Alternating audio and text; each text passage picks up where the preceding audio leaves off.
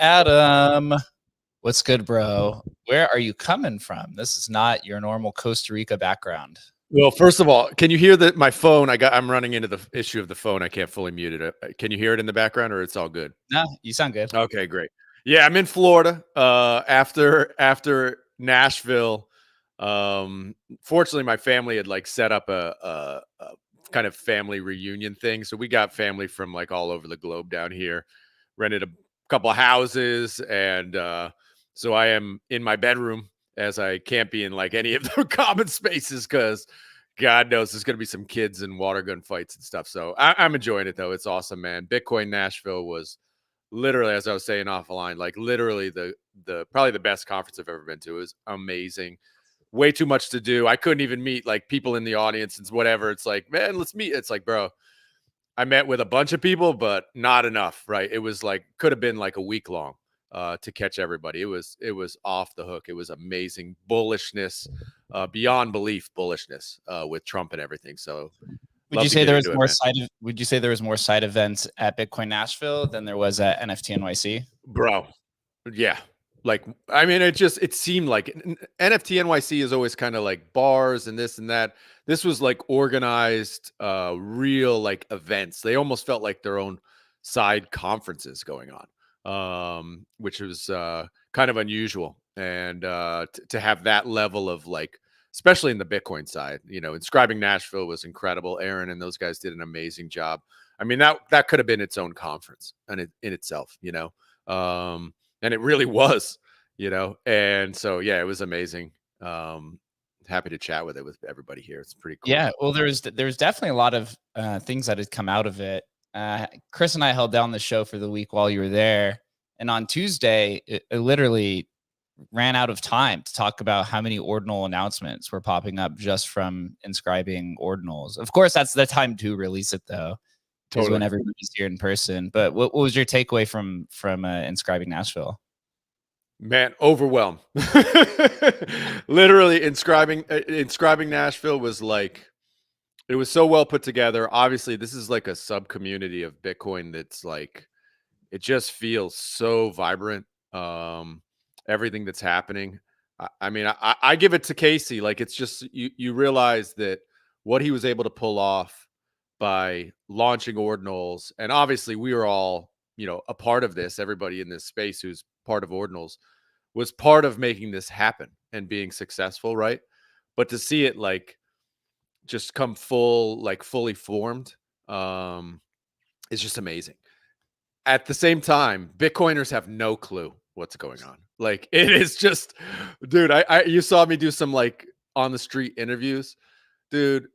Regular people don't even really know what Bitcoin is, and Bitcoiners don't really understand ordinals at all. I put it in the same camp. Like Bitcoiners have no idea what ordinals are. Like no clue. Well, is there a difference though? Maybe they don't know what's going on, but are they open to it now? Before they were just pretty much against it, but now it just seems like they have no idea what's going on. But are they interested? No, I think it's more. I think that is like the Bitcoin season 2 has definitely happened. Like this is the hardcore Bitcoin maxis are completely pushed into this they're like this tiny subset now. The rest of real Bitcoiners are like, okay, this is a multi-chain future. How are we going to go forward with this? People want NFTs, people want DeFi. How are we going to do this on Bitcoin? How are we going to bring it back to the native chain? Like this is like, that's the talking points now. It's not like, is this happening? This is definitely happening. It's just a question of how it's going to happen. Right. And so I think Bitcoiners in general have completely moved on from, this kind of like separation thing. It's just more like, no, NFTs are happening, DeFi's happening, Web3's happening. How can we make sure this happens on Bitcoin? That's the only discussion taking place now. It was funny. So I posted about this over the weekend during Trump's speech when he said that he was going to fire Gary Gensler, and it got the biggest applause at any key point. But to me, what stood out there is, the Bitcoin maxis were almost pro Gensler because they wanted Gensler to take out the entire market, right? Because Bitcoin's essentially been anointed and it's a commodity. But if the largest applause was firing Gary Gensler, it means that everyone in the crowd's a multi-chainer, right? Because who has the most to lose is the altcoin market. I think you hit the nail on the head with that tweet. That was a great tweet. Like you hit the nail on the head. It's like people realize, and I think, look, I kind of gave Saylor like joking shit about it, how quickly he flip-flopped once the Ethereum NFT or Ethereum ETH was approved. But dude, smart money, Wall Street money, dude, they just follow the money. They literally don't care, right? Whatever the kind of wind is, if that's the way it's going, that's the way it's going. They pivot. Smart people pivot. And so, yeah, I think, you were completely right about that. It's like everybody, right? If you are denying a multi-chain future now, there's no, like, where are you? You're lost. Like you've lost the plot. If you think Bitcoin is it, and Bitcoin, not crypto, if you're still of that mentality, like you've completely missed the boat. Like it's passed you by. Totally. Well, I know you attended a few things before. So before we go back into the kind of the main point of Bitcoin Nashville, there was a Litecoin summit, and was there a Bell's Coin one too, or was that totally? The same thing? If you want to invite Luke up, I don't know if Luke can speak too, but yeah, Luke was nice enough. Luke had a couple extra tickets. He hooked me up. Molly, we went over there, and actually a friend of mine was in town visiting too. We went over there a couple times to the Litecoin summit, which was basically right across the street from my hotel. It's small, dude. I mean, like, Litecoin is like, there might have been 150 people in the Litecoin, conference, which was like a 2-day event, right? But it's like, these are the hardcores, right? And there's a lot of discussion about, making Litecoin the privacy money, right? Like this is what they're leaning into right now with which we've covered here with Mimblewimble and what they're calling MWeb, which is a better kind of name for it. And actually, they've actually hired like this branding manager who I got to chat with very briefly, and like just his framing of it, which is, rather than VPN, like you use a virtual private network, it's VPM, virtual private money, right? Which is a great rebrand. Like I like that idea. Like they're leaning into something that like can capture some attention and capture a narrative. There was they had a couple amazing talks there. Like there was a guy from Coinbase who like leads institutional money at Coinbase, and they asked him like, when's the ETF getting approved for Litecoin? He's like, never. You guys need a better narrative. Your narrative sucks, basically. Which I know you and I have talked about a bunch. Like their narrative of like what Litecoin is and why this is going to get Wall Street and investors excited isn't good enough. He's like, you need a better narrative. You need a better story, a better narrative to make Litecoin relevant. And I think, I think a lot of people who I talk to there get that. And they understand like, hey, Mimblewimble and privacy money could be the thing that kind of sets Litecoin apart. And so there was a lot of discussions about that. And people building it. So, okay, right now, as far as I understand, to have, do this like privacy layer, you basically need to run a full node, right? And so we all know how much of a pain in the ass that is and stuff. And so, but there's talk, okay, how do we get it into a wallet? How do we do this? And so they're moving into that direction, right? And actually trying to make it happen. And we'll see how it goes. But there are that dedicated core group of Litecoin guys who are, Litecoin's not going anywhere.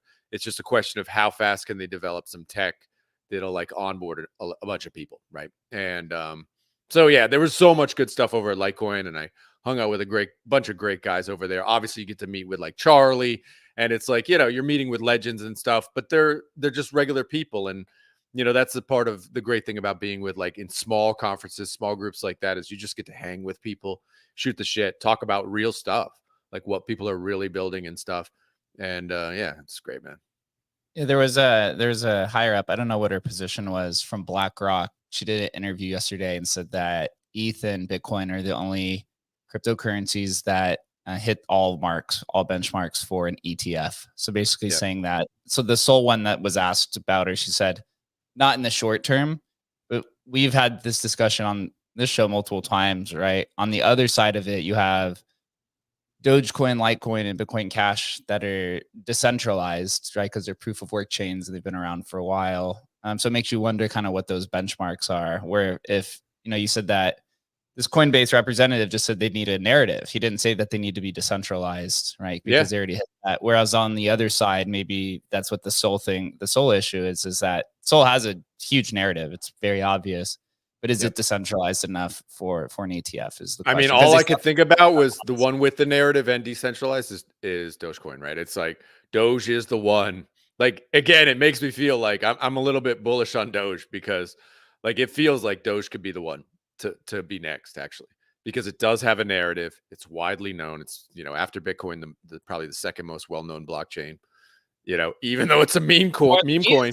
More than ETH is. Yeah, totally. Like I tell people about Ethereum, they have no clue, zero clue. Like I'm chatting with family members, I have a family member who like, he knows Doge and he bought like, I don't even know, Floki or something like that, but he doesn't know what Ethereum is. He like, I'm just telling you guys, like nobody understands anything yet. Like that's just the thing. It's crazy, but at the Bitcoin conference, people couldn't answer the most simple questions about Bitcoin, like the most basic. The only thing they basically knew was 21 million. Other than that, they literally don't know what a public blockchain is. They have no clue, right? We're at that stage. So there's just tons of education to do. I mean, this is the fun stuff. It's like when you're this early, you can basically put effort in as a creator or as a business or whatever, and know that, dude, you're going to be able to like come in and dominate a section because there's nobody here yet. Like that's just where we are. I know it doesn't always feel that way because we're on crypto Twitter and it feels like, oh, it fills my feed. But dude, it's just beginning stages, dude. Some guys were completely honest. They were like, I have no idea what any of this stuff is. I'm just here to, try to make money, At least they were honest, But it was great, man. Totally awesome. Fair enough. I want to hear one thing about Bell's Coin, and then I'm gonna call over to Sterling. I saw you passing out hundreds of Bell's Coin hats. Bro. I'm not gonna lie. Through the conference, Bell's Coin price has gone 3x or 4x since. I mean, maybe it's a combination of Bell's Coin 3.0 plus the conference and whatever. But it seemed to be the only cryptocurrency I've seen that's literally gone 3x in the last few weeks. It was literally, I mean, this is the community that's formed. It's crazy. Like I just smile because I know how hard it is to create a vibrant community that doesn't just eat its own tail, and it's not eating its tail yet. It's like, it's still fun in there. And literally some dude was like, I don't even know who it was just like, hey man, let's promote something for the thing and let's do hats. And they managed to like crowdsource funds. I put in a couple $100. They raised like $1,500 in a day. They ordered the hats from China, FedExed them to me I had 2 huge boxes. It was literally like 120 pounds of hats. And I was like, am I even going to be able to give these out? Because I know the security and there's, Trump security there. It's locked down. And so I'll just give you the brief thing. Like the day before Trump was supposed to be there, I was like, let me do a test run to see if I can even like give these things out without being like, instantly like thrown in cuffs or whatever. And so I brought like, they were in bags of like 100, and I brought like 100, just carried them in. They let me into the conference with them. Right. And I literally just put them on like a bench, and I hand wrote a sign like, take one. Right. I put the sign up. One dude comes over. He's like, oh, bro, can I grab a hat? I was like, absolutely. He grabbed one. And within like 2 seconds, other people there were like, oh my God, free hats. And they just swarmed on the hats. But literally like a minute later, and like they were just like, just sucking up the hats. And like 30 seconds, a minute later, somebody like security like runs over and like just grabs. There were like maybe 20 hats left, just like scoops the hats and like, I'm confiscating these. And I was like, whatever you got to do. So I recognized, we couldn't give these out in the facility. Like that was not going to happen. But we just stood outside and nobody gave us grief. And bro, within a half hour, the next day we gave out 400 hats in literally like 30 minutes. It was just, people loved them. We did like the Make America Great with like the little Bell logo on there and named it Belts Coin Edition. Bro, people loved them. And they were all over the place. I mean, it was awesome to see. And I'm sure that had a lot to do with price going up. Just because we were kind of on the timeline and people were psyched about it and stuff. But it was fun. Like, I just don't even know, like somebody like DM me like, oh, let me help you pass out the hats. And like, people are helping me. I don't even know who these people are, but they're just part of the like Bells community. It was crazy. But it was super fun, man. Amazing. Bells Coin is crushing it. I think it's now number 6 in hash rate. So you've started a crazy movement, my friend. We're going to go to Sterling, then we'll go to Dogfather. Hey guys, thanks for having me. Thanks, Jake. Adam. Yeah, Adam, I missed you, but I forgot what my original point was. But I also met Charles and the Litecoin crew at the Pizza Ninjas party when I first arrived in town. Good guys, really, really easy to talk to, fun team. But I wanted to go back to Bells real quick because yeah, it was a topic of conversation at the debauchery party Saturday night, the closing party at the Ord House. There were 2 or 3 people wearing the Bells Coin hats, and people were talking about it. And I just happened to be standing there, and I'm like, oh, okay, here's what you guys got to do. Like I walked several people through none. Oh, you walked through the wallet and everything. You like, so that's where the buy orders were coming from. I was sitting there with a vodka Red Bull in one hand, a joint in another, and it's like, okay, no, you got to click here. Yeah, you got to do this, you got to do that. Like, it was like 2 or 3 people, and they probably each put in like $100-$200 in, just had some fun with it. But since then, it's also been a topic of conversation in that same Discord, the debauchery Discord. It was brought up that people were going over you can now mine it. It's now, merge mine, blah, blah, blah. So it has been a topic of conversation about Bells Coin over the last couple of days, which has been pretty cool to see. Oh, that's pretty awesome. I mean, I think, back to the Litecoin like discussion, the narrative behind Bells is the thing that people immediately get. Like, people are like, what, looking at the hat, like, what's a Bells coin, right? And I'm like, Dogecoin, right? Because I mean, that's the beauty of it. Everybody knows Doge. And you just tell them, well, this was the guy who made Doge, but he made it a week earlier, and this one failed before, and now we brought it back. And people immediately are like, oh, that's cool. That's a cool narrative, right? So the narrative is just, it's easy to explain. People get it immediately. And it was that was a surprise I was actually concerned. Like, am I even going to be able to give these things out? Like, are people even going to want these hats? And whoever made them in the Bells community, like, they were like, we should make MAGA hats, bro. I mean, people in Nashville they were just gobbling them up. It was amazing.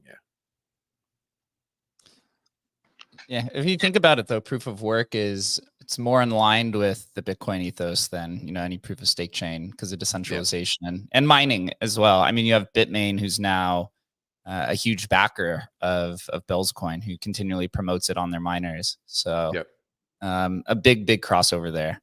Yeah, I know Luke went to Bitmain, had an event and a dinner and stuff. I didn't make it over to that one, but I know Bells Coin was making the rounds. Too many events. But I mean, literally at the Litecoin event, I think Bitmain was speaking and they mentioned Bells and all that sort of stuff. So yeah, big bullishness.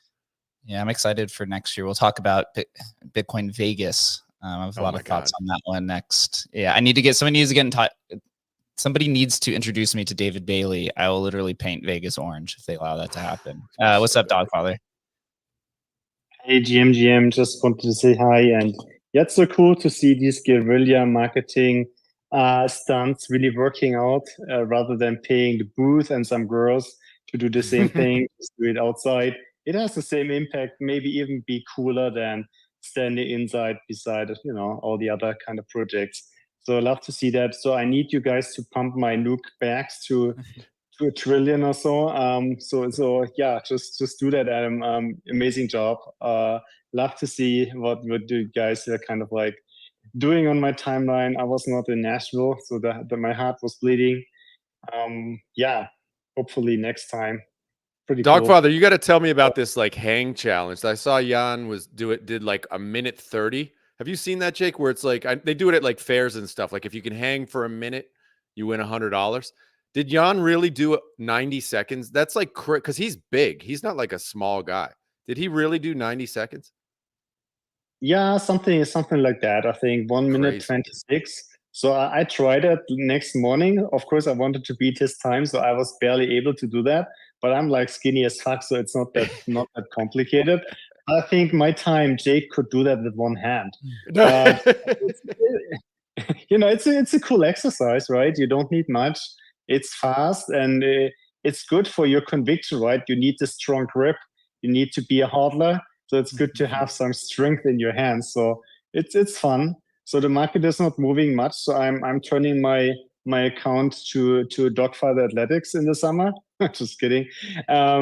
Just if the market is slow anyway and you don't have anything to sell, why not spend a bit more time on your fitness? And once the fall comes and the winter, the market is pumping, you're more busy. So I think it's good to work in cycles. Dude, I see Spotty's came up, man. Spotty, dude, it was great hanging with you for a bit there, man. How did you? I know Spotty performed at the Ord House, I think, right? Spotty, what were you up to in Nashville, man? Man, it was a blast in Nashville. I performed at the conference itself. Huge shout out to Paymon, Studio Paymon on Twitter, for the opportunity, and Violetta also performed at the conference. I performed at the party, the Pizza Ninjas party, which was fire, super fire. And Violetta also performed. I mean, Rare Skrilla was performing at the conference as well. Yep.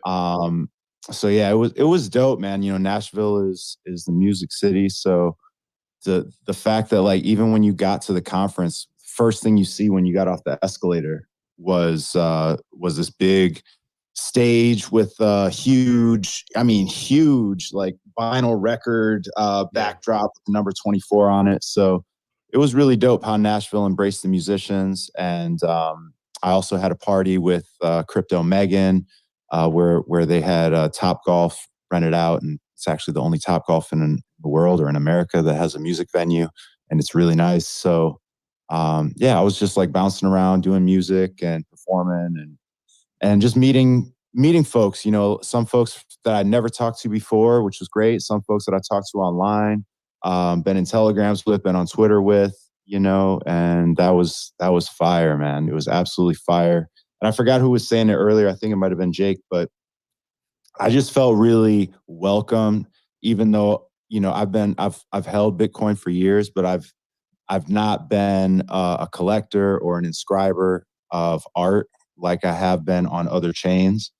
But I'm soon to be, and I just felt like everybody was just really open. And I have other things that I was talking about too that aren't even on Bitcoin, and I didn't get one hint of like anybody feeling weird about that at all. It was just really everybody just felt really open, which is dope. Totally. Yeah, totally. That was and honestly, this was my first Bitcoin conference, so I don't know if that's always been that way, but yeah, definitely felt even when I was, throwing out the Bells hats, right? And they're like, "What's Bells?" And I'm like, "Blah blah blah, it's this that." And they're like, "Oh, so it's a shitcoin, but it uses proof of work." I'm like, "Yes." And they're like, "Oh, that's cool." It was very like there was no like, maxi pushback or anything like that. So yeah, it was very, very welcoming. Yeah. And I mean, they had a whole corner of the huge conference, or not conference room, but the huge room with all the vendors and partners and everything. There was a whole section just for art on Bitcoin. Totally. I mean, not even a section, like a quadrant. Yeah, it was like a quad. That was yeah, fair. it was like, yeah, it was awesome, man. Yeah, totally. Yeah, There was it Skrilla really was does- there. If you guys didn't see, Skrilla was there doing art, live art. Pepe Angelo was there. Like literally, she like painted for like 2 straight days. A bunch of our friends got portraits done by her, which is pretty special. Crypto Graffiti was there, although I didn't get to meet him, but he was there showing off his big like art piece. So yeah, I mean, super bullish, like for ordinals and all that sort of stuff, even for, you know, obviously counterparty and stuff. Just really open vibes. Yeah, I'm telling you, bro, it was bullish. Like it just felt amazing, man. I still feel pumped from it. Well, if you just Yeah. watch like the past, I haven't been to any Bitcoin conferences, but I watched the live streams, and there was a noticeable difference in the presentations. It seemed like this year there was more protocol discussions. There were some art ones, very politically based as well. Whereas you look at the last conferences, it was all just like wallet releases because they didn't have anything else on top of it. Yeah, It was just like, oh, another new wallet is here. yeah, So tons of it's like, L2s, tons of, you know, that sort of stuff. Sorry, go ahead, Spotty. I know you chimed in. No, it's like it was also this backdrop of, you know, you have 2 of the 3 biggest presidential candidates coming too. So I think that influenced some of the, I don't know. I'm just presume that to me it just felt like a monumental week, and for the arts, you know, to have such a big place in it was really dope. And then yeah, you know, some of the actual speeches were crazy bullish. And yeah, regardless of what you think of any of the candidates, like having Trump there saying everything that he said, and even the rumors of him saying some of the things that he said leading up to the week, and you know, the game theory going in, you know, between candidates and soon to be between states is it's like playing out in real time. And so it was just a really exciting, you know, I don't even know, just from like sensory overload, just Totally. a lot going on. The energy was really thick. It was dope. I'll layer on the craziest rumor, like the rumor that literally just spread through the entire conference, was when Elon's plane was coming in over Nashville, bro. It like a wave moved through the convention center, like Elon, and then his plane went on to Nashville or whatever, which was hilarious. But yeah, people were, it was, yeah, exactly what Spotty was saying. Go ahead, Sterling. What a troll move by Elon. Totally, bro. My God, timing it so perfectly. Like, imagine having the type of fuck you money where you can just be like, all right, let's fly directly over Nashville right at the right time. Yeah, I was guilty of adamantly saying he was going to be introducing people. But not only did we see the top 2 of the top 3 presidential candidates, we also saw 6 senators or congressmen speak, or women speak. One of whom, Cynthia Lummis, has adamantly pushed crypto at Wyoming, in her home state of Wyoming, to the point of the University of Wyoming just announced the first ever Bitcoin Research Institute at a major American university.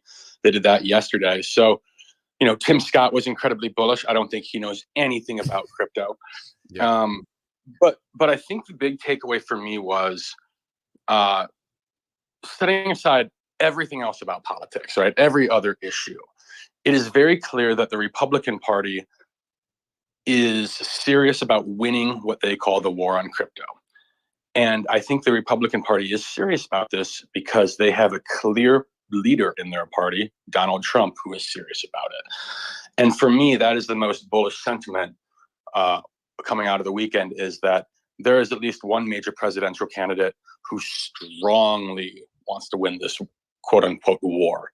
And if that's what he wants to call it, a war, if that's what gets us regulation, if that's what gets us, you know, the ability to withdraw, you know, to our wallets and have self-custody and all that good shit, then hey, that's what it takes. So that was my big takeaway, was that we are on the right track, at least with one major party. And then Ro Khanna, I want to shout out Ro Khanna, the Democrat from California. He's very strongly pro crypto. He gathered 15 candidates and or serving Democrats and sent a letter to DNC leadership begging them to change their position on crypto. So there's bullish sentiments from both parties right now, and that's just good for all of us. Did anybody here on stage get into the room to watch the Trump speech? Adam, are you there? Did you make it in there? I didn't get in. I know Spotty, you were in there, right? Yeah, I got in there. Huge shout out to Eric LaPaglia and his wife Beata, who held me down with the seat. And yeah, it was dope. But also, you know, you mentioned Sterling mentioned Cynthia Loomis. Like when Trump got done, at first that we still were clinging to hope or the delusion that Elon was coming. So I stuck around, and I'm glad I did, because Cynthia Loomis then came out. I would say easily half the people had cleared out, probably more by this point. But she came out very shortly after Trump, and she said, like, you know, we've got something for Mr. Trump. And they had already given him a Bitcoin. You know, that was like, I think the joke or the reference. And what she was announcing was this bill for the US Treasury to buy 1 million Bitcoin worth 68 billion. I'm looking at the headline from the block after the fact now. But yeah, that was really dope. She came out, and that might have been actually the biggest thing that happened in that time right there. Yeah, I agree as well. I think it was over a 5-year plan, and it was like some sort of like TWAP into it, something like that. Yeah, you know, I have to say though, on the live stream during Trump's, or the hour delay of Trump, they kept saying a special guest was coming. So I think there was supposed to be a special guest. It just didn't happen because maybe just the whole time they kept saying there was a special guest that was coming. But the ultimate fake out, right? Yeah. And when you have that kind of money, that kind of power to fake people out, is sometimes you win the day, even though you don't even show up. Yeah. I don't know. Who knows, man? He is a bit of a troll, so it's pretty awesome. It was dope to see Ron Paul have a moment too, for everybody Totally. that's waiting for Trump to come out, because like he's been talking about in the Fed since he campaigned in 2008 for the presidency. You know, like pretty much in real time as shit was going down. I had So that was cool. The conference, they've done a really good job. It kind of gave me some foresight into kind of the future of conferences, because they have the commentator booth where they're regularly bringing in different guests, and they go in between, right, that booth and then the actual presentations. And then there was another person, I don't know what the name was, who was kind of like the ground kind of game, and they were walking into different side events and different types of areas in the conference. And it made me just realize, like, at one point there was like 30,000 people watching this stream. And I was like, there's more people literally watching this stream than there probably is inside of the conference right now. Totally. And so you have to play kind of both sides of it. Just made me realize that we're just like literally in the digital age, to where you can get a wholly, completely different experience just watching it on the live stream than the people who are actually there. Yeah. Yeah, it was well done. They did a nice job. I actually didn't catch much of the live stream. Really, the only one I watched was, Trump speaking himself. But yeah, we saw the booth and the guys talking up in the booth and all that sort of stuff the whole time. But yeah, it was. There was a lot, just for Emblem's sake, and quite a few, L2 booths. Talked to the Bob guys. Talked to some ones I'd never even heard of. Guys who are like, we've had an L2 since 2020, and it's like, I'm like, well, you have a communication problem because nobody knows who you are. And they're like, you're right. We do have a communication problem, so there are these, people are trying to do this stuff. But it's this, like we know with the Rootstock guys, you can be well-funded. I mean, these guys had a huge booth. I'll talk to you after Jake about it, but it's like, if nobody knows who you are, and nobody uses you and you have no users, I mean, they have grants, they have all this sort of stuff, but they're almost invisible. And so guys are trying to, the idea though of building on Bitcoin is definitely vibrant. It was for me, it was the main kind of crux of, like you said before, it's usually wallets or what's happening there. This was definitely like building on Bitcoin was the vibe I was getting, for sure. Oh, Adam, Sorry to just jump in. I went to one educational event the entire time. I did side quests, everything else, and I came right from go-karting, and I went to the angel investor, pitch thing. Mm-hmm. And I realized pretty quickly all I had to say was Bitcoin layer 2 and then some topic like education or events. Yeah, totally, dude. And all of a sudden, I had someone like, "Hey, do you have a Telegram? You want to add?" I'm no joke. I can follow. I don't know what I would pitch, but I could follow up with these. Well, I do know what I would pitch. That's a lie. But like, I could follow up with these people and have a meeting this week or in the next month or so. And 100%. I know you're laughing because you know it's true. I know it's true. No, exactly, bro. Exactly.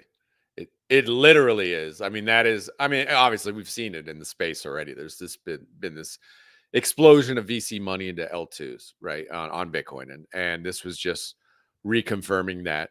But it's interesting because I did meet like one of the side things I met, which was an idea that, we've talked about, Jake, and, I tried to kind of do in 21, which was create like a digital asset fund of NFTs. I actually met, I'm not going to say his name, but I met a VC. They've created one. They have like $3 million or $4 million already deployed into what we call historical NFTs. So there were just some of these random meetings where they were like, "Oh, of course we know you. Of course we know Emblem. We half our stuff's in Emblem vaults, right?" There were just a lot of these things too, but definitely building on Bitcoin was the one that, the VCs that I met and, Emblem team members met with. It's definitely the L2s were kind of, the theme of the day. With the general understanding, I mean, these VCs know like most of these are not, almost none of these are going to work out. Maybe none of them work out, but that's where they feel like they can get the token generation event where they make, their money back, have the best chance of a huge win is in the L2 space. That's the definite vibe right now. Yeah, Chris and I were having this conversation on one of the days when you weren't here last week about the L2 space and looking at L2s on Bitcoin versus L2s on Ethereum. And starting to understand, you see the different bifurcation of it, where on Ethereum, you have kind of these three general purpose L2s. You have Polygon, Optimism, and Arbitrum, and everything else is just a fork of these, right? So like, it's interesting. Like Yuga Labs Ape Chain they're using a tech stack of Arbitrum. You have Base is doing a tech stack off of Optimism. Even on like the Bitcoin L2 side, Merlin chain is a fork of one of Polygon's tech stack. And on these ETH L2s, they have kind of 2 or 3 different stacks, which is to the degrees of centralization or decentralization. I watched this interesting presentation that Vitalik had posted a few weeks ago. He was at the Arbitrum conference talking about the L2 kind of trilemma of centralization versus decentralization versus specific use case. And originally, Vitalik said that he had thought L2s on Ethereum would end up being something similar to Lightning Network. And ultimately, they ended up becoming basically servers. He said this is kind of what they are. They're just juiced up servers at the end of the day. And he wanted all these L2s to be decentralized, but realized that's not where the world is heading. And you kind of just got to adopt to it because everyone wants these kind of specific use cases. You look at the Bitcoin L2 side, the L2s have been around for much longer than the ETH L2s have, but in a different capacity, right? You would say the first one is probably Lightning, I suppose, which, right, is still kind of working on its scaling. And then we had the Rootstock guys on 2 weeks ago, right? Huge fund. And when we talked to them, their L2 use case is like we're the most decentralized L2, right? And even the people we talked with they're all people from Africa and Southern America who are chasing or running away from hyperinflation. And then you see some of the newer kind of Bitcoin L2s. Well, you have Stacks as well. That was started in 2017 and then rebranded in 2021. Right. The whole thing was try to be as closely pegged to Bitcoin as possible. That's what the early L2s are. Rootstock's the same thing. Yep. Stacks, it's written in its own language called Clarity. And they try to, again, right, you can mine Bitcoin through something called stacking, where you basically stake your stacks. And all the new Bitcoin L2s are just using either Polygon, Optimism, or Arbitrum, and they're just forking it calling it a Bitcoin L2. And they basically, there's no kind of close relationship to Bitcoin. It's that the specification of the L2s are for Bitcoin assets, right? So like Merlin, for example, is the most popular of the newer ones. They're just like, hey, we just want to focus on gaming and kind of CasinoFi and Bitmap. And we're using EVM and there's no peg in, peg out to Bitcoin, but we're going to focus on Bitcoin assets. So it really makes you wonder kind of where it's all headed. You see some of these different ones, but all the newer VCs, right? They know the EVM L2 playbook because they've been playing it for They ran it, right? 3-4 years already. They ran it back. So it makes you wonder where the new kind of L2 stack will go. I know a lot of people are hoping on OPCat so that you could do some sort of ZK verification. Although I think one of the guys from Sovereign figured it out potentially. And this is supposed to open up like a whole new wheelhouse of L2s. But when you look at it, the most popular Bitcoin L2s are literally all central things. They're all centralized exchanges, ETFs, right? And wrapped Bitcoin. Those are like the most popular Bitcoin L2s, which is like the most central form that you can possibly do. But hey, TradFi likes it. Who knows, man? I mean, it's funny. I don't know what I was watching. People were talking about Polymarket, right? And somebody had a sharp comment, which was like, nobody gives a crap that Polymarket's on Polygon. Like, it literally doesn't matter. It could be on. It's good use cases, right? It's good stuff, right? Good building, right? In the same way that nobody cares. I mean, realistically, nobody cares that Pumped Up Fun is on Solana. It's just that works with the wallets and everything works. We just need working stuff that people actually want to use. Like, that's it. Like, we realize it can be 90% centralized with a plan to decentralize in the future. That is fine right now. We just need tech that attracts and interests users. And I think that's where, as our pendulum, like we talked about, comes back from meme coins into utility and stuff. It's just building great stuff. We just have to build great stuff. And the surviving L2s, if any do survive, are going to have some, in my view right now, after talking to people over the last week, it's like they have to hit something that hits. Like, they have to get a winner. And we all know how difficult that is. Finding product market fit is super difficult. But people are trying it, and it's, well, what is it going to be? Is it going to be a DeFi or an AMM, or what's going to be our thing? We'll see. We'll see what teams can put together. To try and guess where it's going to be it's literally, in my view, it's impossible. The smart investors just throw out a bunch of guesses, bet on a bunch of teams, because it's impossible to say who's going to have a good market fit or the right product, if any, right? But these VCs know if you win on one of those L2s, dude, you're golden, right? You're super golden. But I don't know. For me, it's long shot. It's lottery ticket guesses right now, because it feels to me like, what are the odds that any of them are winners? Zero. Yeah, right. The centralization. The one thing you learn over time being in this space is that most users just want permissionless. They don't want decentralization. Although decentralization is very, very important, especially for something like Bitcoin, right? If you're going to try to compete with gold. But as Vitalik said, right, these are kind of servers. Like ApeChain is really just competing with, right, other NFT projects, I suppose. Totally. Pudgy's is trying to do something a little bit different. They may be trying to compete with Solana, in essence, right, to be consumer kind of facing crypto. But one thing we're learning, especially, if you look at NFTs, what the product market fit of 2021 is likely not the product market fit of 2024. I mean, we're even going through the same kind of transformation with Emblem, right? In 2021, it was historical NFTs to the degree of, $200 million traded in a year. Now, fast forward to 2024, and a lot of these, native ecosystems like Counterparty and Ordinals and such are almost self-sustaining, so they don't need it as much. So now you got to figure out what that next product market fit is, and I think this is kind of what separates winning teams versus non-winning teams, is the acceptance that what worked a few years ago is likely not going to work a few years from now. And we saw a lot of NFT projects falter because they just don't accept that royalties are not coming back, right? Or they don't accept that maybe people don't care about PFPs as much, right? Or they didn't hop on the meme coin bandwagon for a while, or right, whatever the cultural change is, or that the underlying tech of all these blockchains is much more mature. And so if you're a tooling product like Emblem or XYZ, you need to adapt to that transformational change.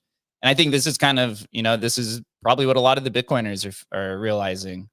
Lightning is still 6-7 years away. 6-7 years into this is still, not at scale. You now have a new fresh wave of builders who are using Bitcoin in a different way than what they thought this pure form of money is supposed to be, right? Even Satoshi's called it money. And you just got to take, a big reality check to say, what the market is telling us is not what our original vision is. And you either adapt or die. And this is why the maxis are fading away into Totally. the abyss. They're also probably all rich, so it probably helps. Yeah. That helps. Hey, I saw Patches come on stage. Patches, were you there, man? I didn't see you. I don't know if you were in Nashville. I was not in Nashville.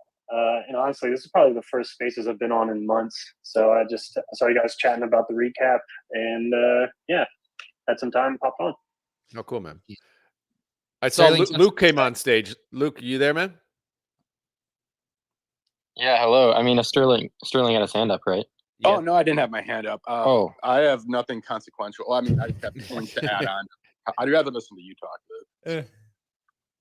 Luke, the Litecoin savior, man. Tell us about what I missed in the Litecoin conference, which was actually really good. It was one of my favorite side events. Tell us what was the main thing going on in Litecoin.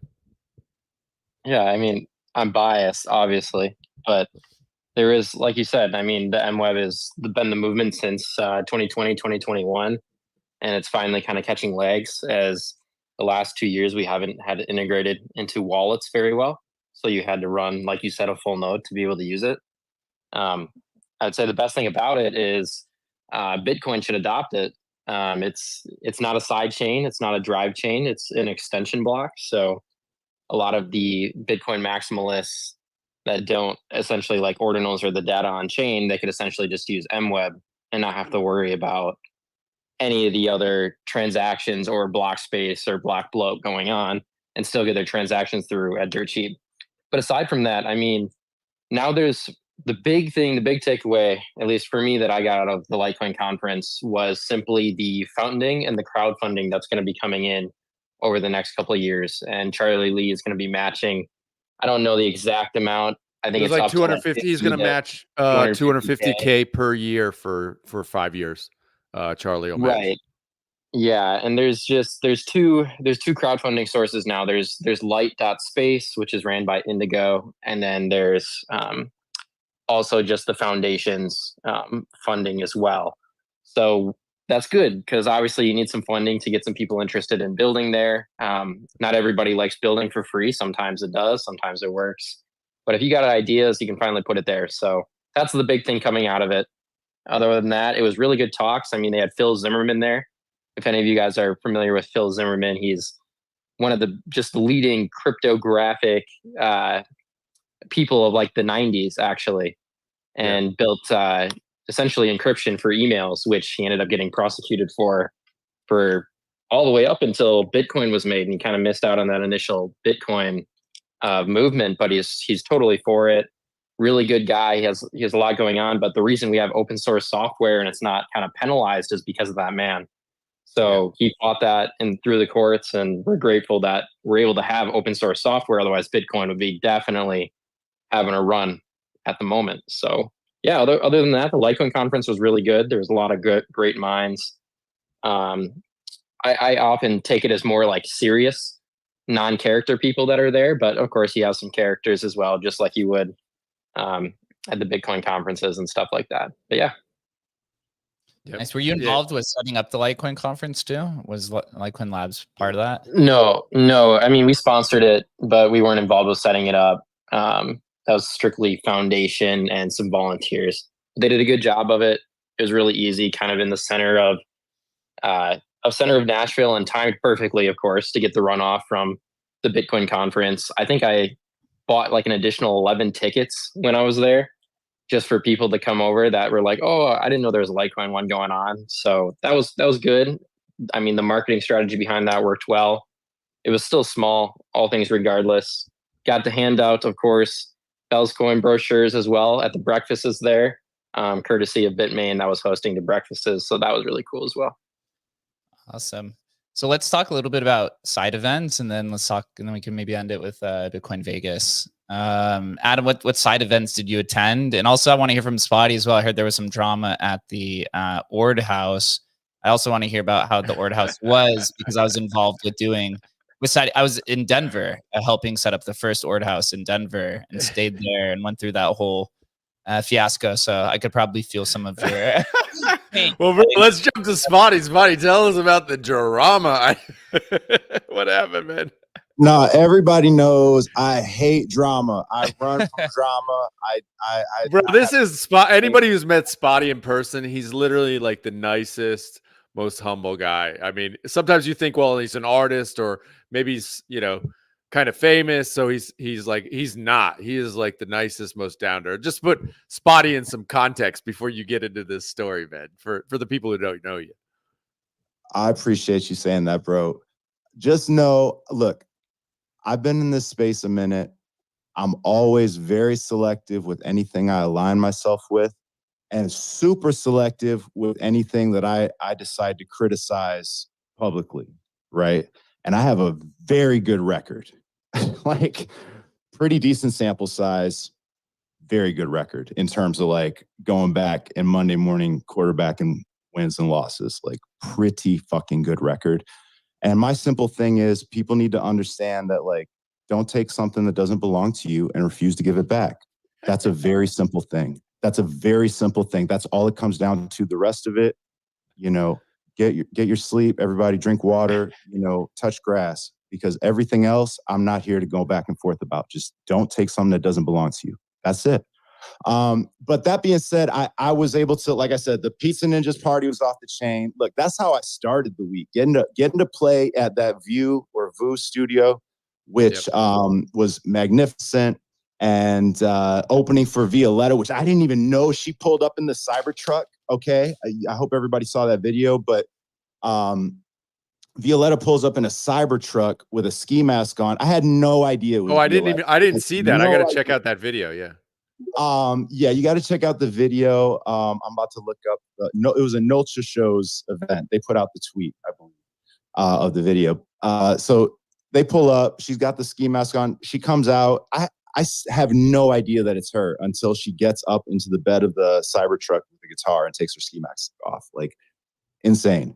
And she's like a crazy Ordinals OG, like insanely OG in Ordinals. So for me to find out as a surprise that I was opening for her on my first night, my first performance there, was crazy. Huge shout out to Crypto Megan through a bomb event at Top Golf. Scott Page, the saxophonist from Pink Floyd and Supertramp and a bunch of other legendary bands. He did a dope like EDM set with him playing saxophone with a DJ, and then we got to perform. And then huge shout out to Ordinals Bot. They threw a mixer one of the last nights, or the last night that we were there anyways, and it was super, super cool. I'm a big fan of everything they do, and that was the best way to end the week, because it was just like not a crazy raging party, just good people and good drinks. Dude, awesome to hear that.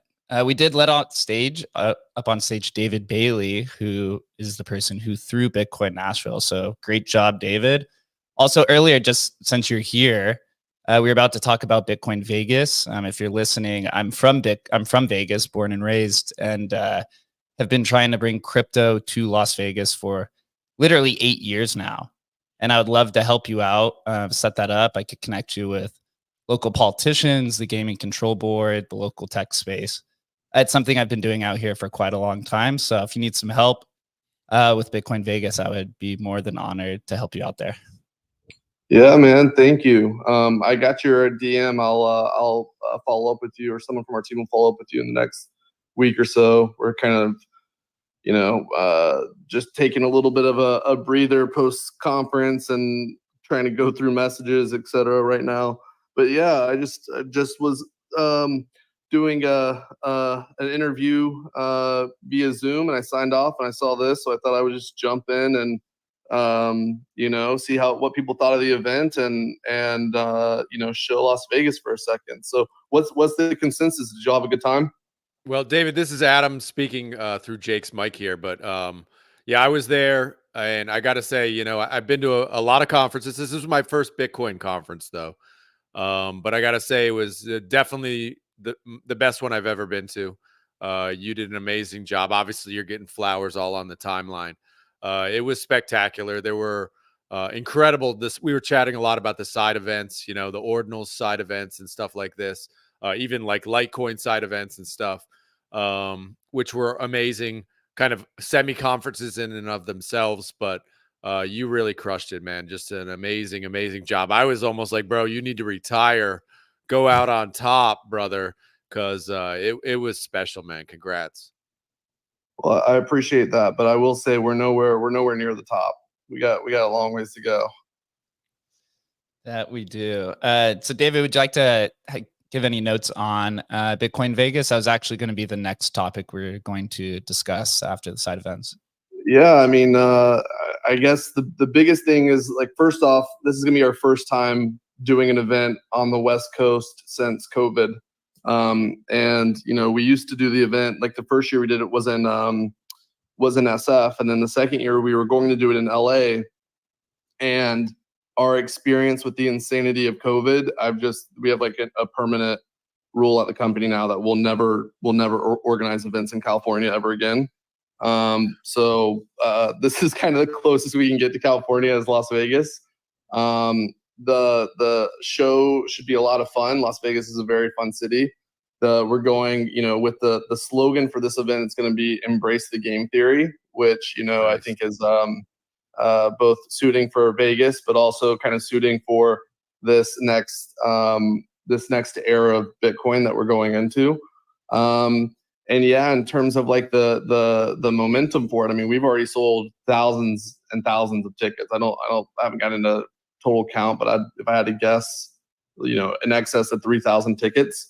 So, just what we've sold in like the 48 hours after B24 is already bigger than probably any other conference that will be held this year. Our goal with the conference is to grow it into one of the biggest events in the world. I mean, it kind of makes sense, like that Bitcoin deserves to have one of the biggest shows in the world. And so, CES, I think it's like 250,000 people, and it's like Bitcoin's way bigger than consumer electronics in my mind. So it needs to be like at least 250,000 people. So I don't think we're going to get there next year, but I hope we can get to 30, 40,000 people. And then in terms of like the ticket prices, like the way that our business model works for the conference is the tickets are extremely cheap a year out, like right when we announce them. So I think right now, like the GA tickets are $200 before you like put a discount code on it. I think with the discount code, it's like $180 or something. And they only get more expensive from here. And so I think, going into the conference, like the day before, the tickets will probably be like $800, $900. So, basically the people who procrastinate, they subsidize. Hold on one second, people. My dog is barking at me. Let him out. So like they subsidize the like the people that are early. And so like if you're gonna go, you should sign up now. And if like you end up not being able to go, we allow you to transfer your ticket so you can just resell them, probably at a profit. A lot of people do that. And so there's really like no downside. Awesome. So I saw it's at the Venetian. Is it in the conference area of the Venetian, or is that just the official hotel? Yeah, I believe it's in the conference area of the Venetian.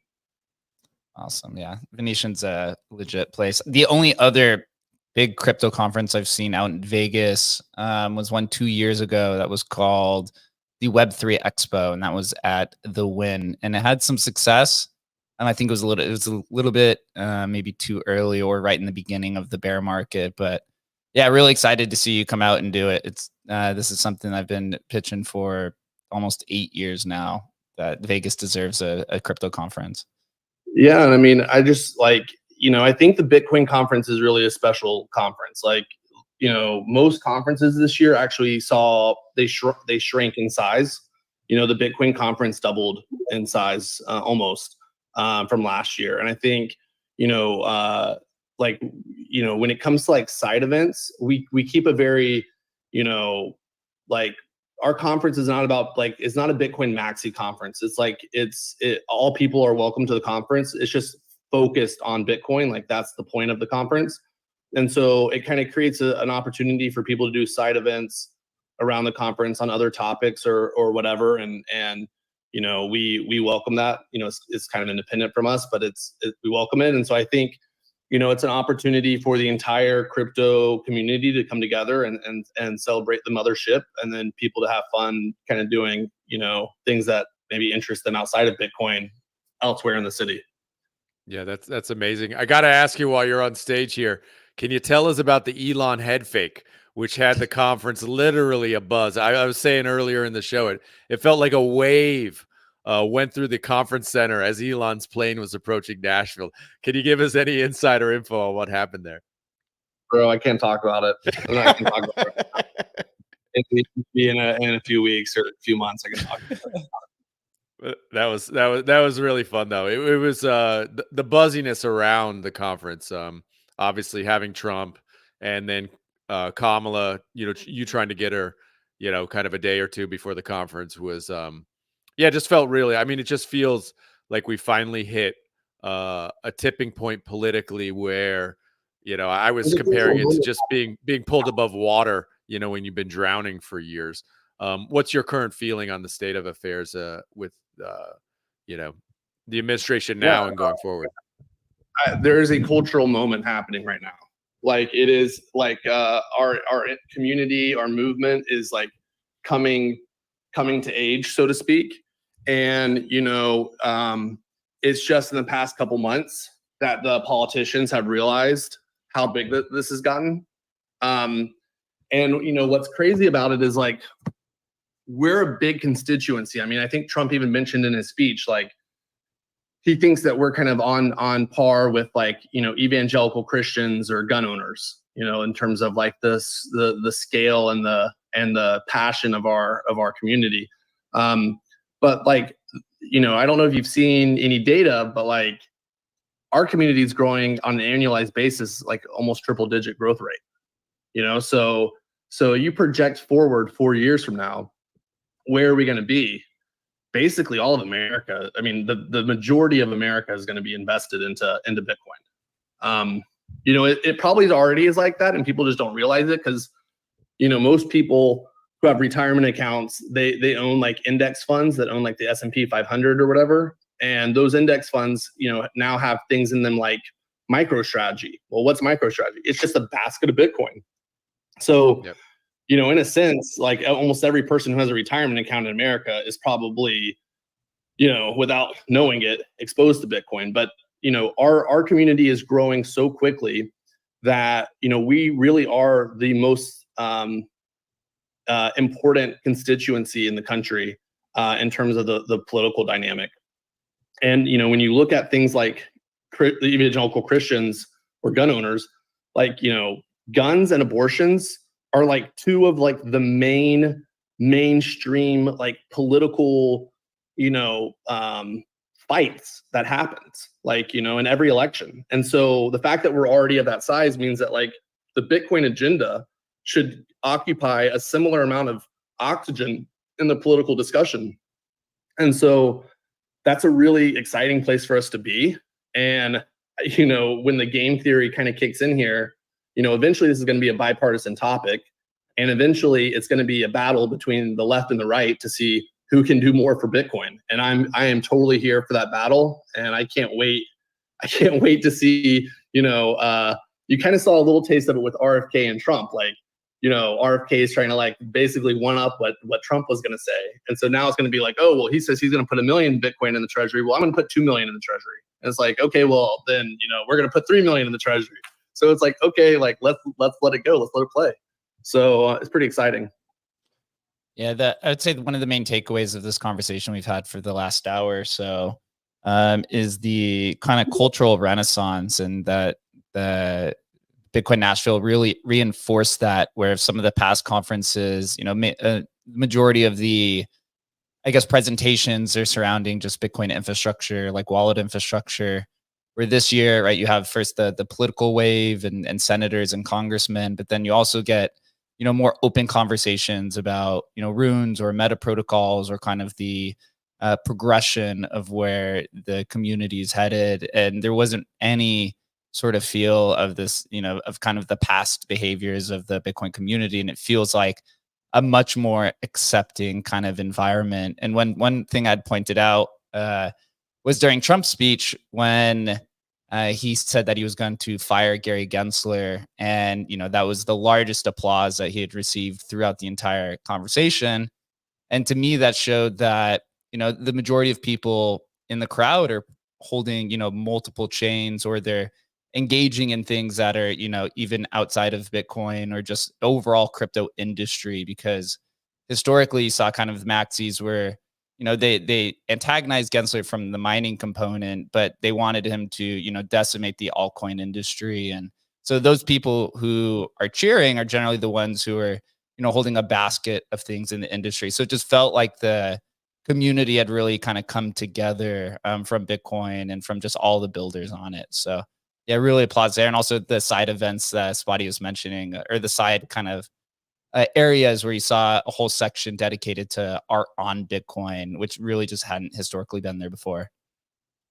Yeah, I mean, I won't say that the whole community has come together. Like, the community is not a monolith. It's not like one voice or whatever. But I do think that broadly, people want Bitcoin to be used as much as possible by as many people as possible. And the libertarian vibe of like, you do you, it's that like permeates Bitcoin. So it's like, you use Bitcoin how you want to use it. We're going to be a platform for all parts of the Bitcoin community. I love what Ordinals has brought to the Bitcoin community in terms of art and culture. We've been pretty outspoken about how we feel about it. And so, I think that it really helps when these different parts of the community that maybe on Twitter are like, get all like mad at each other, but in person can like share a beer and have a good time. And it helps bring the community together. And I think it kind of serves an important purpose. Yeah. Yeah, I agree. Go ahead, Spotty. Yeah, I just wanted to say this was my second time being at a Bitcoin conference, but really kind of my first time, because I really just went to see Logic in Miami 2 years ago. So, but anyways, how sick was that music festival though? Like, it was fire. We're really going to bring it back, but we lost so much money on that music festival that it's just like, I think we lost like $5 million, $6 million, but it was sick. It was super sick. And so I just wanted to say, like, for being my first actual time going to the conference, like all week, it was super dope, and really appreciate how much music was infused to it. I know it's Nashville, so it feels really natural. I was talking earlier, and huge shout out to Paymon in the audience who helped curate and the stage right when you get off the escalator, the vintage TV backdrop, and having a platform for some musicians to perform. That was really, really dope, and I appreciated that. And I don't think it goes unnoticed at all by the art side of the Bitcoin community and even more broadly. So thank you, dude. If I could just say one other thing too, it's like our company is like, I'm bragging, but I'm bragging not for myself. I'm bragging on my team here. Like, we have one of the most punk rock teams in all of Bitcoin, and there are so many decisions that we make at the company where it's really risky for us to do it. And like no sane business would make the same decision. And we're like, you know what? Fuck it. It feels right. Let's do it. Like YOLO. And like moving the conference to Nashville from Miami, that was one of the decisions that was very risky for us to make. And I think it played like very well. I retweeted something the other day from our design team. Like, I don't know if you noticed, like on the projection mapping on the main stage, we actually had like a button in the back where we could press it, and the eagles on top of the building would like shoot laser beams from them.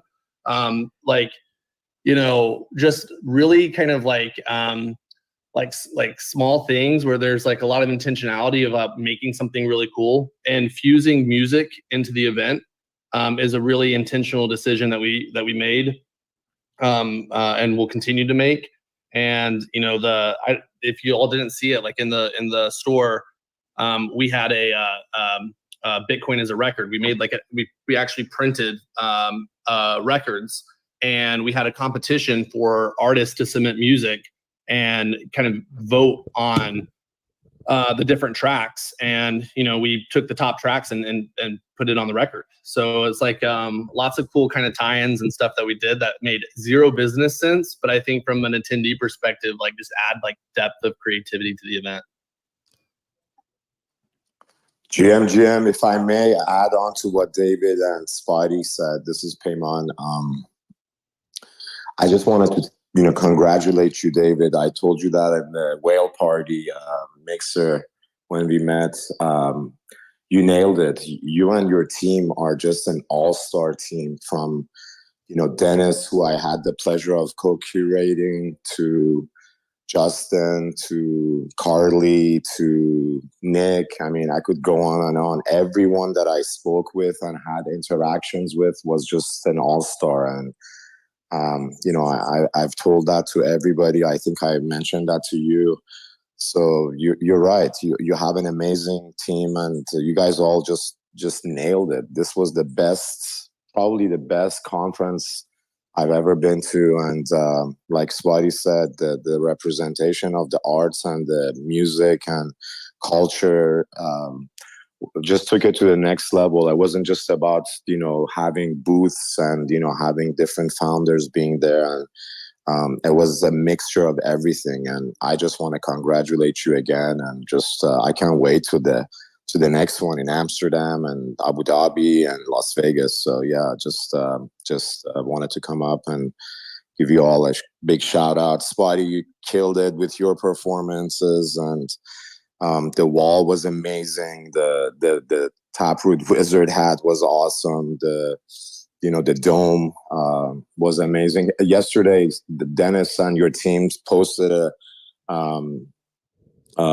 Donald Trump Jr.'s interview, and the dome graphics, the artwork on the dome was in the backdrop, and I was like, wow, it just was so amazing to see all my friends' artwork on there, and all the hard work that Dennis and your team put together.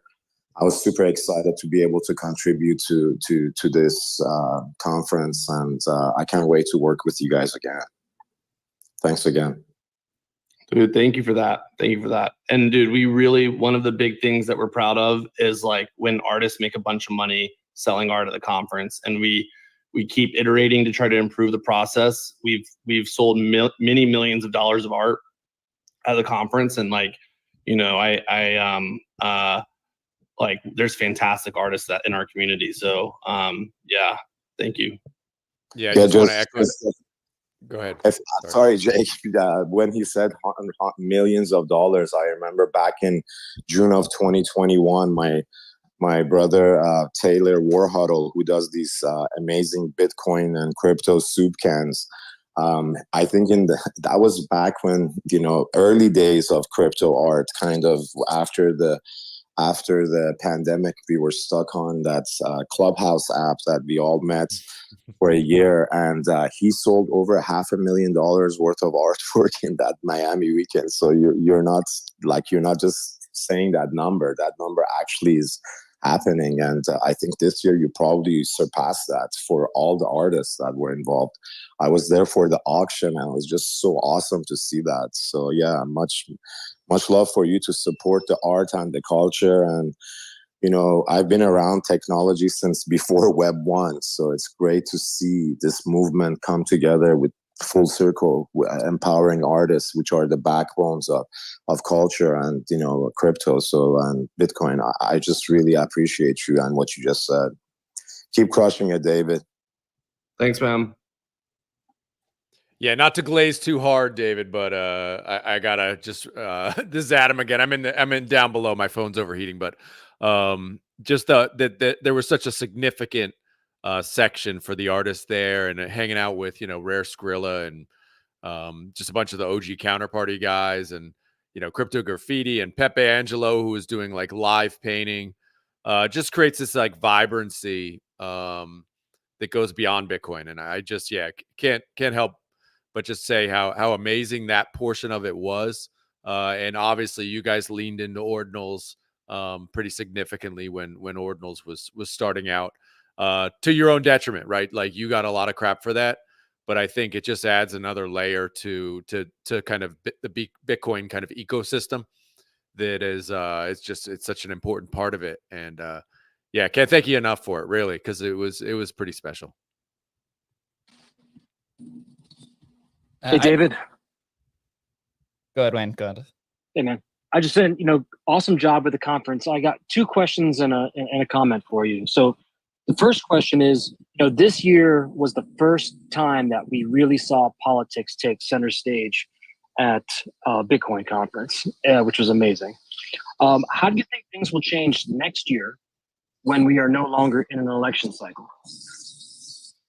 Less politics for sure. I'm hopeful that we'll only have like a super political conference like once every 4 years. Maybe it'll be like every other year if there's midterms or whatever. But I think like Bitcoin is so much more than politics, and I don't want politics to become like the dominant theme at the conference. Like there's a place for it, there's a time for it, but like it's not an all the time thing. That's awesome. Second question is, one of the things that Trump said more than once was get your people to vote, or something very close to that. What can we do as Bitcoiners to put together something like a get out the vote operation to get people to actually go to the polls in November?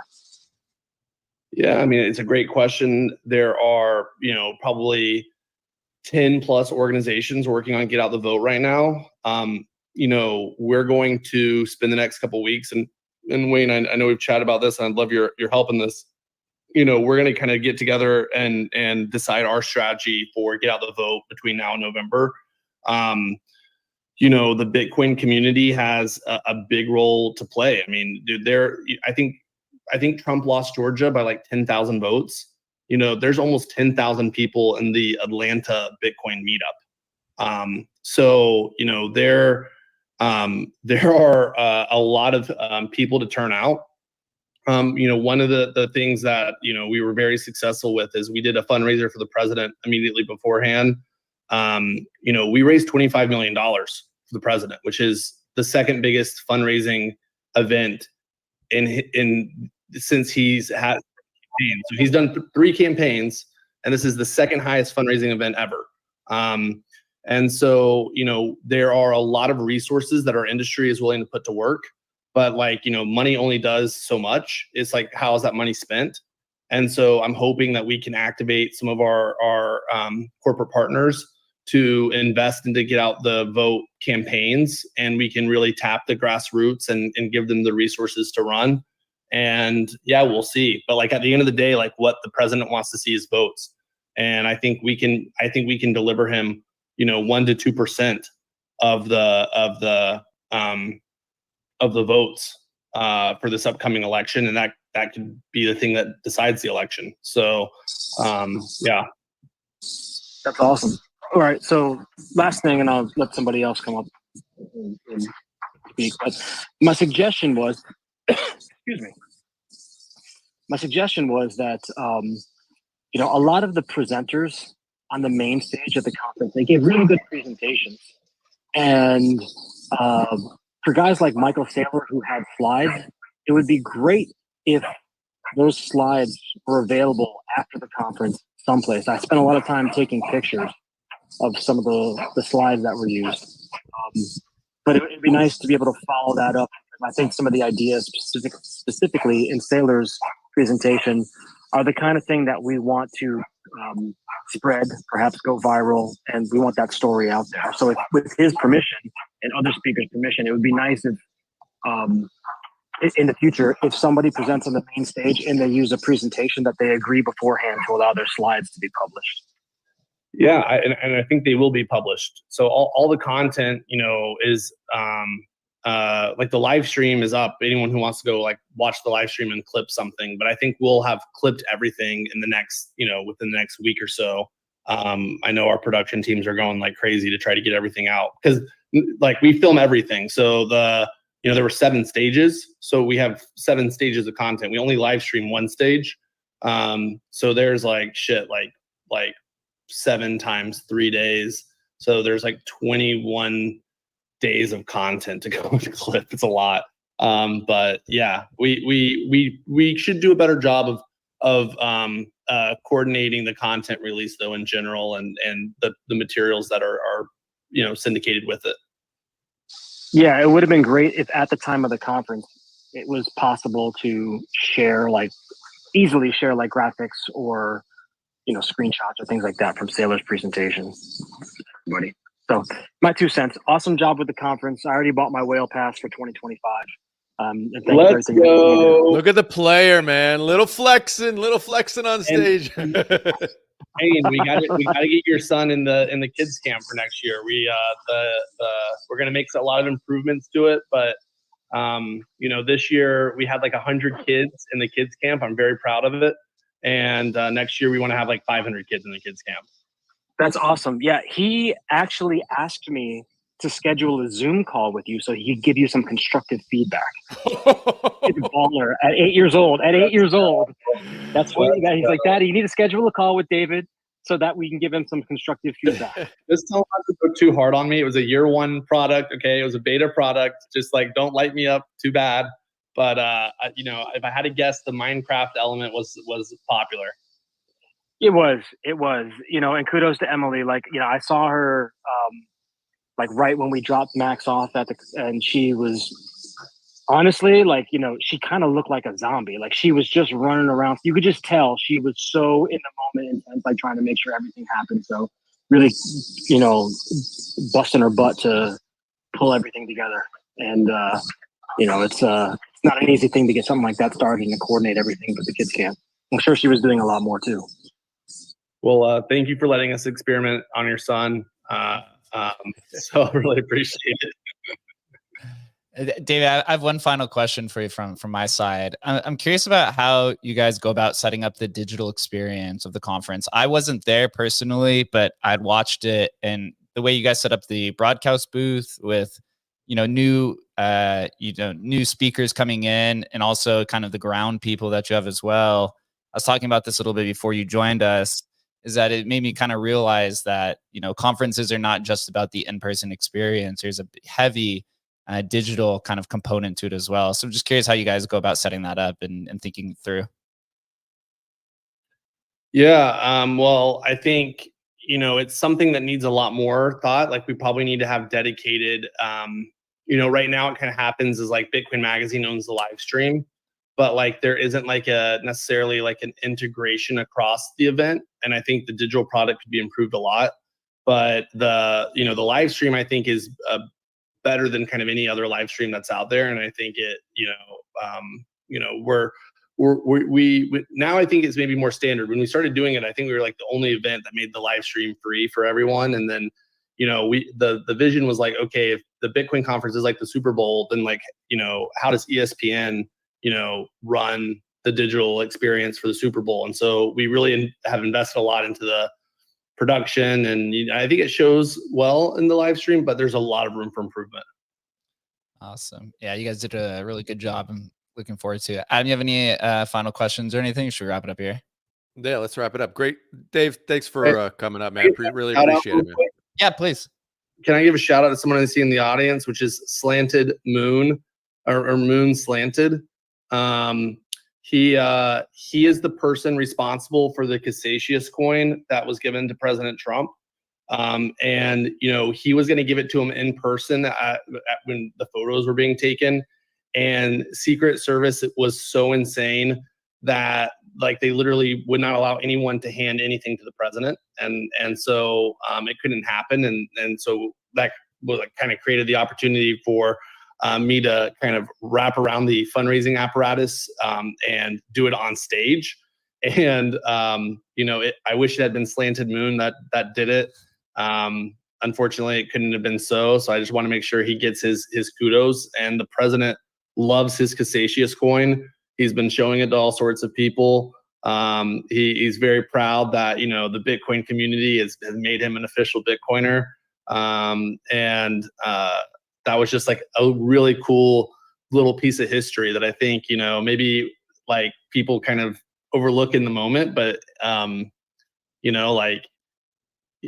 think it's like that's something that people will remember. I think it's something he'll remember. And so anyway, I just want to give him a shout out.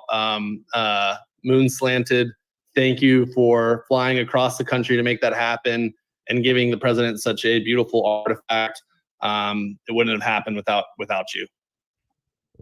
Let's go, dude. Awesome conversation. I'm glad everyone had fun at Nashville. I can't wait. Seriously, cannot wait for Vegas. Also, the fact I can probably almost walk to the hotel. Say it makes it a little bit easier.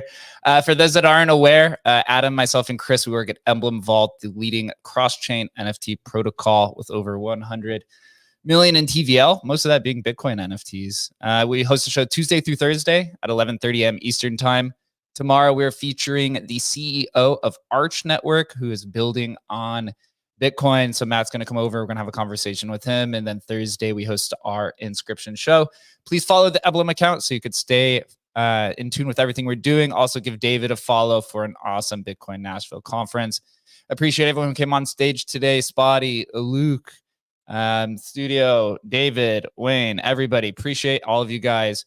Enjoy the rest of your Tuesday, and we'll be back here at 11:30 a.m. Eastern tomorrow. Until then, have fun, guys.